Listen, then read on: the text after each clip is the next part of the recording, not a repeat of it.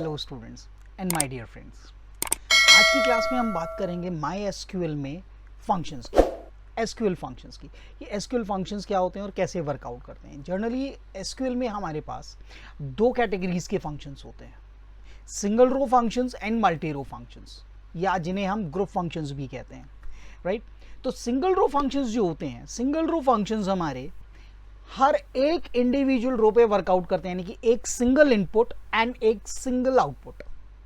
But जो multi row functions या group functions हैं हमारे, वो मल्टीपल इनपुट्स लेते हैं और एक सिंगल आउटपुट प्रोड्यूस करते हैं, right. Single row functions single input single output, multi row functions और group functions multiple inputs and single output, right. तो अब जब हम फंक्शंस की बात करते हैं तो इन फंक्शंस को हम अलग अलग यूसेज के हिसाब से कैटेगराइज कर देते हैं, राइट। कि first we use character functions, then date functions, right, numeric functions. तो let's start with the single row functions and then group functions. तो let's start with the functions.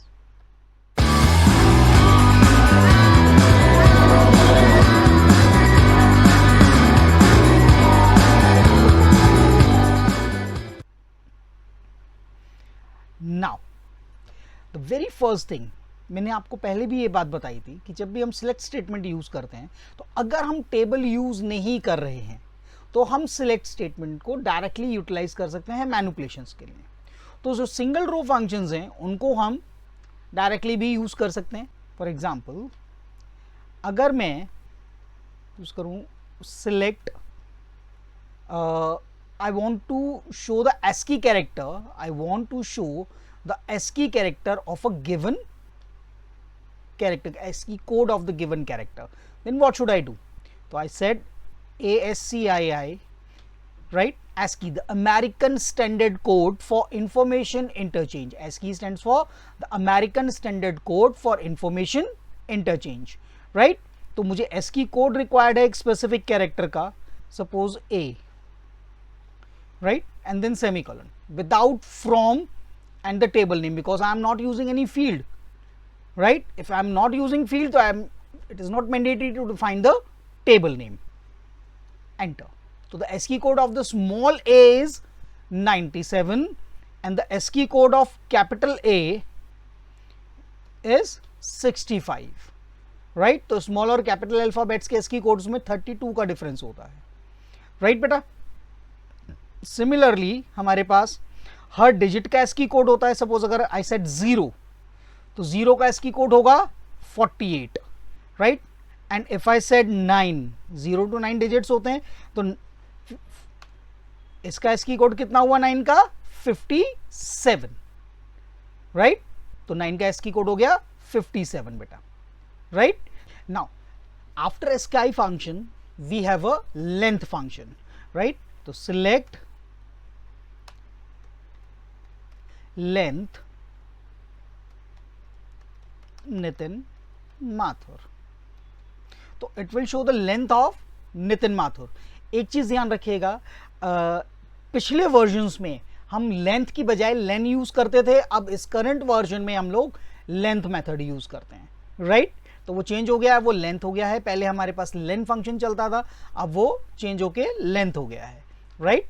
तो इसलिए आप अगर आप लेन यूज करेंगे तो शायद वो ना चले, तो आप लेंथ यूज कीजिएगा, राइट। नाउ तो this is the length function which is used to return the length of the string, right. Now next is left function. Length function includes all the characters, even spaces. For example, if I increase number of spaces here, suppose I increase 2 spaces, 2, 3, 4, 5, 6 spaces I have increased, so it will include all the spaces also, because space is also a specific character in a computer system, right. So space is also considered as a character, right. Now next is left function. Left function returns number of characters from the left side of the string, comma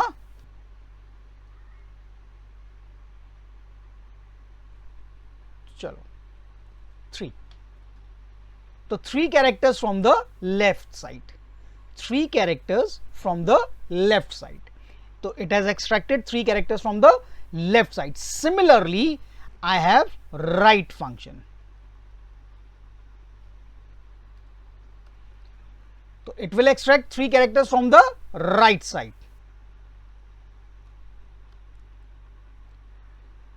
right? So it will extract 3 characters from the right side. Got it? Now similarly, one more character is there, one more function is there, that is mid function. That is mid function. What is the use of mid function?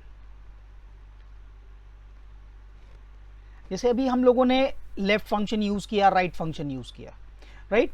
तो mid function जो काम करता है, left function ने क्या किया, उसने सिर्फ लेफ्ट से कैरेक्टर्स एक्सट्रैक्ट करे, राइट ने राइट से कैरेक्टर्स एक्सट्रैक्ट करे। मिड का मतलब ही नहीं कि वो सेंटर से एक्सट्रैक्ट करेगा।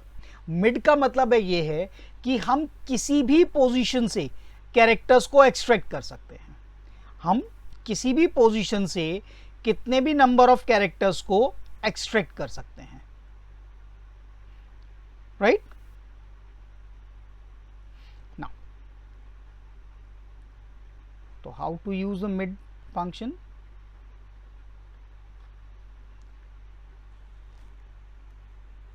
Mid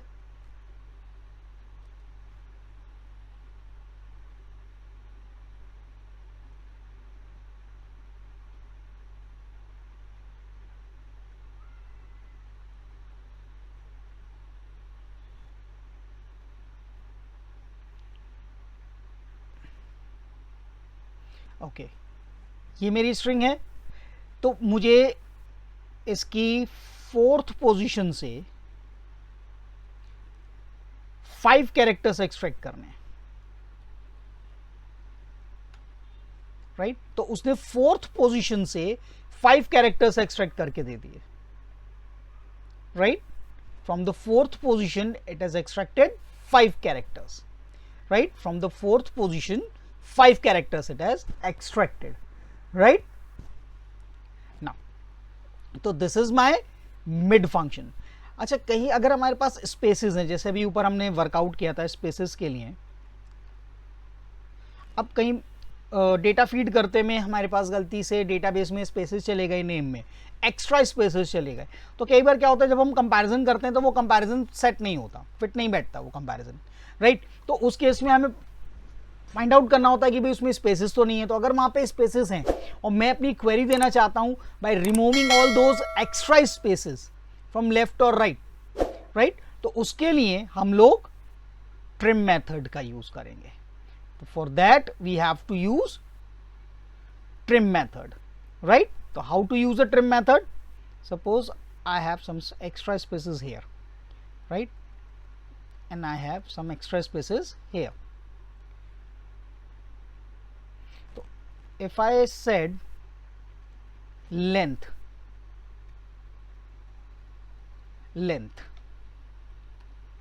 so this is the length,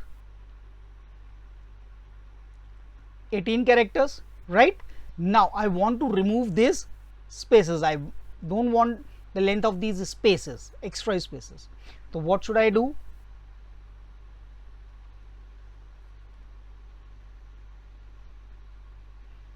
Trim. I can use the trim method, right? Trim method remove the leading and trailing spaces from the string, from left and right both side, right? All the extra spaces from left and right, it will remove all the spaces, right? But it doesn't mean कि it has removed the spaces, right? यहाँ पे उसने spaces हटा के बाकी जितना content था उसकी लेंथ उसने फाइंड आउट कर दी, right? मैंने आपको बताया था सिलेक्ट स्टेटमेंट कभी भी डेटाबेस में चेंजेस नहीं करती। अगर हम डेटाबेस टेबल्स पे वर्कआउट कर रहे हैं और किसी फील्ड पे अगर हम लोग वर्कआउट कर रहे हैं तो वहाँ पे ये नहीं होगा कि टेबल में वो चेंज हो जाएगा, वहाँ पे जो एक्स्ट्रा स्पेस है वो टेबल के लिए हट जाएगा, वो नहीं होगा, राइट? क्योंकि सिलेक्ट स्टेटमेंट किसी भी तरीके से टेबल में चेंजेस परफॉर्म नहीं कर सकती है, राइट? तो we can not perform any kind of changes in a table, through select statement, right? Now, so these are some string functions. Now, next, some date functions, right? For example, the very first function is year function, right? So year, hire date from EMP. तो higher date में से year find out करके वो हमें देगा, right? तो last class में जो हमने क्वेरी करी थी लाइक ऑपरेटर से 82 वाले, जो हमने 1982 वाले एम्प्लॉइज को फाइंड आउट किया था, वो क्वेरी हम इसके थ्रू भी परफॉर्म कर सकते हैं. कैसे कर सकते हैं? Select star from EMP where year hire date is equals to 1982, right? तो हम इस ईयर फंक्शन से हम ईयर एक्सट्रैक्ट करके वर्कआउट कर सकते हैं बेटा, राइट? तो दिस इज द वे. तो सेकेंड वे हो गया ईयर को वर्कआउट करने के लिए, अगर मुझे एक स्पेसिफिक ईयर की वर्किंग परफॉर्म करनी है. सिमिलरली जैसे मैंने ईयर एक्सट्रैक्ट किया है, सिमिलरली हम मंथ भी एक्सट्रैक्ट कर सकते हैं, राइट? ईयर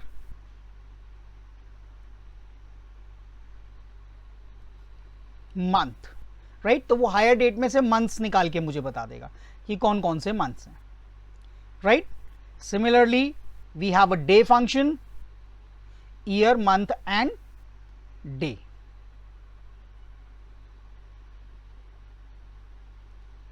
ये डेज आ गए. तो जो भी चीज तीनों में से कुछ भी आपको एक्सट्रैक्ट करना है, आप एडिशनली वर्कआउट करना चाहते हैं, तो आप इजीली यहां से वर्कआउट कर सकते हैं, राइट? फॉर एग्जाम्पल, अगर आपको उन एम्प्लॉयज की डिटेल चाहिए जिनकी डेट ऑफ ज्वाइनिंग 15th किसी भी मंथ की 15th या उसके बाद की है, तो उसके लिए हम ये वर्कआउट परफॉर्म कर सकते हैं. For example, select star from EMP where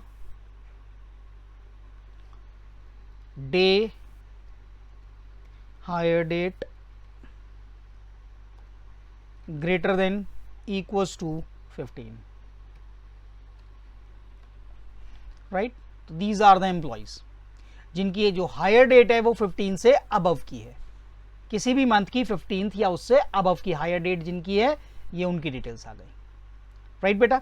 अच्छा, अगर आपको डे के नेम्स चाहिए, डे नेम्स, जिस मंथ में भी जिस डेट पे भी एम्प्लॉइज ने ज्वाइन किया, उस डेट पे डे क्या था, सिलेक्ट हायर डेट. चलो एक काम करते हैं, EMP name comma hire date comma day name hire date from EMP. तो डे नेम से वो सबके EMP नेम नहीं है, गलती हो गई, सॉरी, ई नेम. Okay, right? तो ये उन सबके डे नेम्स आ गए. जिस डेट पे भी उन्होंने ज्वाइन किया, उस डेट पे डे क्या था वो आ गया. तो अब यहां से आप अगर ये जानना चाहते हो कि जिन्होंने वेडनेसडे को ज्वाइन किया, संडे ज्वाइन किया, वॉट एवर इट इज, तो वो आप यहां से एक्सट्रैक्ट कर सकते हो, राइट? तो क्वेरी किसी भी टाइप की हो सकती है और वो क्वेरी हम यहां से इजीली एक्सट्रैक्ट कर सकते हैं क्वेरी, राइट? नाउ सिमिलरली हम मंथ नेम्स शो कर सकते हैं, day name, month, these are the month names, कि किसने किस किस महीने में ज्वाइन किया. कि अगर मंथ के नेम्स हमें रिक्वायर्ड है तो यहां से हम मंथ के नेम शो करा सकते हैं, राइट? तो these are some date functions, right? अच्छा, one more function, date function is there, that is now function. Select now. This function returns current date and time. This function returns current date and time, right. तो अगर मुझे current date show करनी है, select date and then give now, right? Within a date function I can use now function. Actually this is called nesting of functions, कि function within a function, कि एक function का output दूसरे function के लिए input हो जाएगा, एक function का output दूसरे function के लिए input हो जाएगा। जैसे यहाँ पे now का जो output होगा वो date function के लिए input हो जाएगा, तो जो यहाँ से date time आएगा, date function उसमें से date निकाल के मुझे show कर देगा, right? सिमिलरली जैसे भी आप ऊपर हम लोगों ने वर्कआउट किया था ट्रिम फंक्शन, लेंथ फंक्शन के अंदर हमने ट्रिम फंक्शन दिया था, तो ट्रिम फंक्शन ने स्पेसेस रिमूव करके मुझे दिए थे, राइट। तो वो जो स्पेसेस रिमूव करके स्ट्रिंग रिटर्न करेगा, वो स्ट्रिंग लेंथ फंक्शन के लिए इनपुट बन जाएगी, right. That is called, this is called actually nesting of functions, की function within a function, right. The output of one function is the input for another function. Now, these are single row functions. All these are single row functions. Now, we have group functions or multi-row functions. So, how to use group functions or multi-row functions? How to use group functions or multi-row functions, right? तो कौन-कौन से हैं ये हमारे पास? Count, count star. There is a difference between count and count star. अभी बताता हूं मैं आपको. Min, max, avg. Count, count star, min, max, avg and sum function, right? Now, so let's start with the group functions. So select count star.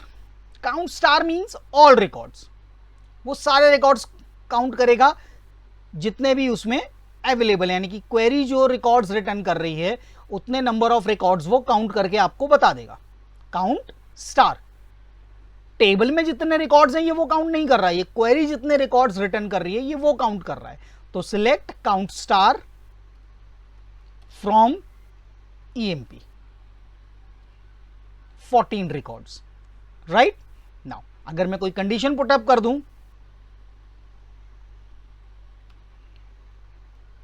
where deptno is equals to 20, 5 records. तो count star returns number of records written by the query, कि query ने कितने records return किए. Table में कितने records हैं ये वो नहीं दिखाएगा, ये दिखाएगा query ने कितने records रिटर्न किए, राइट. तो यह 5 records. Now select count star comma मिन सेल, मिनिमम सैलरी हमने कितनी पे करी, कॉमा मैक्सिमम सैलरी हमने कितनी पे करी, comma average sale, average salary हमने कितनी पे करी, कॉमा टोटल सैलरी हमने कितनी पे करी, some cell from EMP, right. तो ये क्या बताएगा, टोटल रिकॉर्ड्स कितने हैं टेबल में, मिनिमम सैलरी हमने कितनी पे करी, मैक्सिमम सैलरी कितनी पे करी, एवरेज सैलरी हमने कितनी पे करी और टोटल सैलरी कितनी पे करी, सम फंक्शन. तो दीज आर ग्रुप फंक्शंस. अब ये ग्रुप फंक्शंस क्यों हैं या मल्टी रो फंक्शंस क्यों हैं, multiple inputs and single output. 14 records हैं टोटल, 14 वैल्यूज इनपुट हुई मिन फंक्शन में और उनमें जो सबसे स्मॉलेस्ट वैल्यू थी इसने वो शो कर दी. मैक्स फंक्शन में भी 14 वैल्यूज इनपुट हुई और जो उनमें से सबसे मैक्सिमम थी वो उसने दे दी. एवीजी फंक्शन ने 14 वैल्यूज ली और उनकी एवरेज फाइंड आउट करके मुझे बता दी, राइट. सम फंक्शन ने 14 वैल्यूज ली और उनका सम करके मुझे बता दिया, राइट. तो multiple inputs and single output. Now one more thing, the another count function. As I told you we have two count functions, count and count star. So count star counts all the records, but what is the meaning of count function? What is count function? तो count function में हम field name mention करते हैं, count function में हम field name mention करते हैं. पहले मैं select star from EMP. This is my table, right. तो पहले मैं इस टेबल पे आपको एक बार काउंट फंक्शन दिखाता हूं. Select count. अब इसके अंदर मुझे फील्ड नेम देना है. अगर मैं यहां पे ई नेम दे दूं, count E name from EMP, तो it will count all the employees and show me the result, that is 14. तो काउंट और काउंट स्टार में तो कोई डिफरेंस ही नहीं आया. वो भी 14 दिखा रहा था, इसने भी 14 दिखा दिया. डिफरेंस कहां आएगा? Count function counts only non null values, right. तो अगर मैं यहां पे इसको चेंज कर दूं काउंट फंक्शन को, और इसमें मैं ई नेम की जगह यहां से ये कमीशन वाली फील्ड अगर डाल दूं, COMM, कमीशन वाली फील्ड, तो इसमें से वो सिर्फ उन वैल्यूज को काउंट करेगा जो नॉन नल वैल्यूज हैं. That means 4 values only, right. That is 300, 500, 1400 and 0. 0 is a value. 0 is not a null. 0 is a value. Null means empty area, right? Null means empty area. Nothing is there. No value at all, right? So here it is, the output of count function. Count and count star. What is the difference between count and count star? Count star count number of records returned by the query. Count star counts number of records returned by the query, whereas count function counts the non-null values in a given field. Count function counts non-null values in a given field, right? अच्छा, one more thing. जब हम field name देते हैं count में, मैं आपको एक query और दिखाता हूं. जैसे जॉब है हमारे पास, राइट. मैं इस जॉब पे आपको एक चीज दिखाता हूं. अगर आपसे ये कहा जाए कि आपको टोटल नंबर ऑफ जॉब्स बतानी है, unique jobs, total number of unique jobs, तो उसके लिए हम क्या करेंगे, राइट. जैसे हमने पढ़ा था कि अगर हम टोटल नंबर ऑफ जॉब्स के नेम शो करना चाहते हैं, यूनिक जॉब के नेम्स, तो हम क्या कहते हैं? Distinct job from EMP, right. तो उसने यूनिक जॉब्स मुझे दिखा दी, नेम्स दिखा दिए जॉब के, बट मुझे नेम्स नहीं, मुझे काउंट चाहिए टोटल. तो उसके लिए हम क्या करेंगे? यहां पे काउंट फंक्शन लगा देंगे. काउंट डिस्टिंक्ट जॉब, इस डिस्टिंक्ट जॉब को हम काउंट फंक्शन में डाल देंगे. तो टोटल 5 जॉब्स हैं हमारे पास. टोटल 5 जॉब्स हैं हमारे पास, राइट. अच्छा, अब क्योंकि नल की बात हुई है, तो एक चीज आज की क्लास में हम और कर लेते हैं. नल को मैनिपुलेट कैसे करेंगे हम. फॉर एग्जाम्पल, मुझे सिर्फ उन एम्प्लॉयज की डिटेल चाहिए जिन्हें कमीशन नहीं मिला है, जिन्हें कमीशन नहीं मिला. तो उसको कैसे वर्कआउट करेंगे? अगर मैं ये देता हूं, select star from EMP where commission is equals to null, तो it will return empty set. वो कंपेयर ही नहीं करेगा. इक्वल्स टू ऑपरेटर कभी भी नल को कंपेयर नहीं कर सकता. इक्वल्स टू ऑपरेटर नल को कंपेयर नहीं कर सकता. रीजन क्या है इसके पीछे? क्यों कंपेयर नहीं कर सकता वो नल को? रीजन ये है बेटा कि हर एक नल का अपना एक यूनिक आइडेंटिफिकेशन कोड होता है, इंटरनल कोड होता है. Every null has a unique identification code, right. वो कभी भी सेम नहीं हो सकता. तो जो मैं कमीशन में जो नल होल्डेड हैं, उनको अगर मैं इस नल से कंपेयर कर रहा हूं, तो वो कभी कंपेयर नहीं होंगे, वो कभी इक्वल नहीं हो सकते, क्योंकि हर एक नल की इंटरनल एक यूनिक आइडेंटिफिकेशन होती है, राइट. तो मैं नल को कैसे कंपेयर करूंगा? तो नल कंपेयर करने के लिए हम लोग ऑपरेटर यूज करेंगे, दैट इज ऑपरेटर.